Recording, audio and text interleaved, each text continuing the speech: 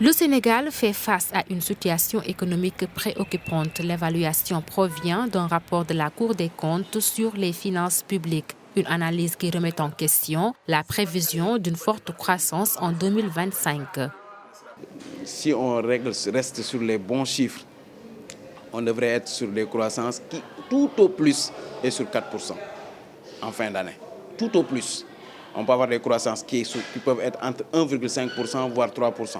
Tout au plus 4%. Et exceptionnellement, peut-être avec le pétrole. Voilà. Mais quand se projeter sur des croissances à 5%, à 6%, 8%, c'est impensable sur les 3 prochaines années.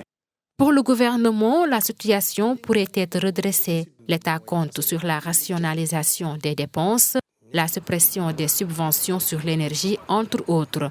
Par exemple, pour le niveau d'endettement, moi je suis pour qu'on essaie de travailler sur un reprofilage de la dette à l'échelle macroéconomique. C'est-à-dire qu'on essaie de travailler, de faire en sorte de prolonger ou en tout cas de faire en sorte de moins rembourser sur cette période critique 2025-2027. Et ça, c'est le reprofilage de la dette.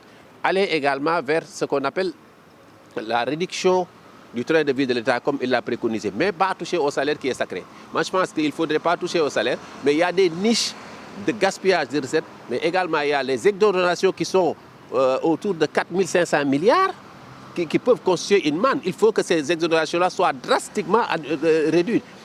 Sur un autre plan également, il faut encadrer le pouvoir d'achat du consommateur, parce que toutes ces augmentations-là se retourneront sur le consommateur. L'autre aspect qu'il faut, à mon sens, prendre comme mesure, c'est essayer de réduire notre dépendance extérieure en encourageant la production locale. Selon ces experts, le cadrage macroéconomique du Sénégal peut être remis en cause après la publication du rapport de la Cour des comptes. D'où l'importance de mesures correctives pour redresser la situation économique du pays.